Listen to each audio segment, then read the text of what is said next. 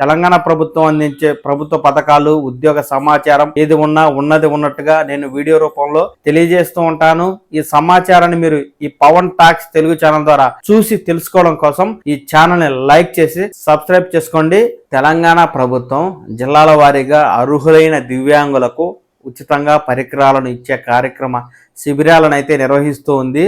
ఈ కార్యక్రమం జిల్లాల వారీగా తేదీలను ప్రకటిస్తూ అధికారులైతే శిబిరాలను నిర్వహిస్తున్న సందర్భంగా నేను జిల్లాల వారీగా ఈ సమాచారాన్ని మీకు ఎప్పటికప్పుడు తెలియజేస్తూ ఉన్నాను.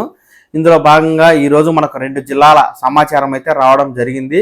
ఆ 2 జిల్లాల సమాచారాన్ని నేను మీకు ఇప్పుడు తెలియజేస్తాను. ముందుగా నారాయణపేట జిల్లాకు సంబంధించి ఈ సమాచారాన్ని అధికారులు అయితే ఇస్తూ ఉన్నారండి. తెలంగాణ సమగ్ర శిక్ష ఆధ్వర్యంలో ఈ నెల 24న దివ్యాంగ విద్యార్థులకు ఉపకరణాలు నిర్ధారణ శిబిరం నిర్వహించనున్నట్లు సిఎంఓ విద్యాసాగర్ గారు తెలుపుతూ ఉన్నారు.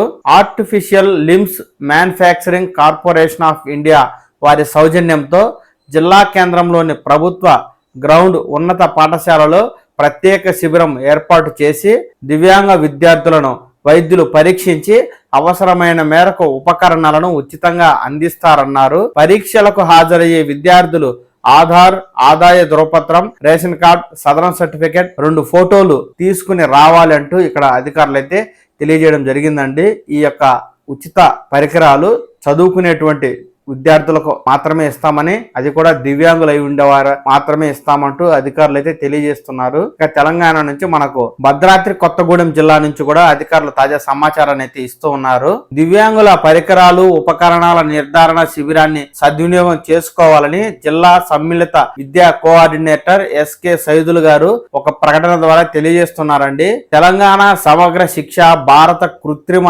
అవయవాల ఉపకరణాల సంస్థ ఆధ్వర్యంలో దివ్యాంగ పిల్లలకు పరికరాలు, ఉపకరణాల నిర్ధారణ శిబిరాన్ని 27వ తేదీన ఆనందఖని జెడ్పీహెచ్ఎస్ పాఠశాలలో నిర్వహించనున్నామని, జిల్లాలో 18 సంవత్సరాల లోపు వయసు కలిగిన దివ్యాంగ పిల్లలకు అవసరమైన మేర పరికరాలు, ఉపకరణాలను ఉచితంగా అందజేస్తామని, ఈ అవకాశాన్ని జిల్లాలోని దివ్యాంగ పిల్లలు సద్వినియోగం చేసుకునేలా ఉపాధ్యాయులు, తల్లిదండ్రులు కృషి చేయాలన్నారు. శిబిరానికి వచ్చేవారు 2 ఫోటోలు, అది కూడా శారీరక వైకల్యం కనిపించే విధంగా ఉండాలి. ప్రభుత్వం మంజూరు చేసిన సదరం సర్టిఫికెట్, ఆదాయ ధృవీకరణ పత్రం, ration card, Aadhaar card, UDID card వెంట తెచ్చుకోవాలంటూ కూడా ఇక్కడ అధికారులు మనకు తెలియజేస్తున్నారండి. ఇక్కడ అధికారులు ప్రకటించిన మేరకు ఈ భద్రాద్రి కొత్తగూడెం జిల్లాలోను, నారాయణపేట జిల్లాలోను 24వ తేదీ, 27వ తేదీ అర్హత కలిగిన దివ్యాంగ విద్యార్థులు హాజరై పరీక్షలు చేయించుకుని ఉచితంగా పరికరాలను అయితే పొందండి.